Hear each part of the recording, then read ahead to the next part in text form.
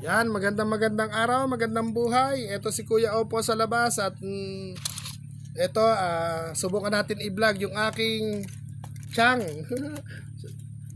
Sa mga nakakakilala po kay Chang, nabalitaan niya po nagbablog ako, dala-dala po ang reseta. Pinakita po sa atin yung balat ng kanyang gamot.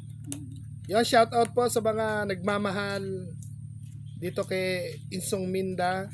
At binidyohan ko po siya hindi para po gawa ng kwento.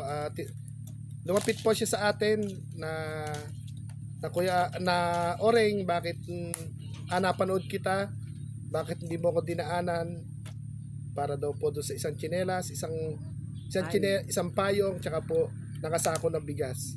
Noon po pala hindi man po siya natin nadaanan, pero meron palang ikakatok pang maintenance po, kahit po pang 1 month, pwede muna yung 1 month, subukan muna natin. Ano po, gusto niyo po bang paiyakin natin at kukurutin ko? Po, pinatatawa ko lang po.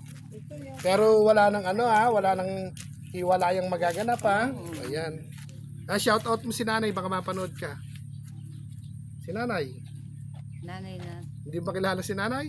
Ay, oo, nanay. Ano pangalan nun? Kamusta ka na, Lucy? Ayun, harap ka para makita ka niya. Kamusta na? Nandito na ako sa Pinanggaan. Kapiling mo na si? Kapiling ko na yung sangko mo. Ayun. Siguro masaya ka na ngayon. Ayun. Ba't gusto bang maayos kayo?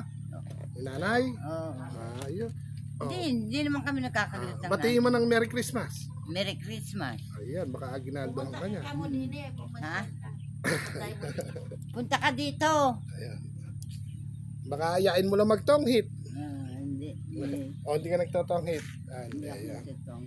Ayun, shout out po sa lahat, mga mami, mga ate, mga kuya, mga daddy, mga ninong, mga ninang, mga ma'am and sir, shout out po sa inyong lahat.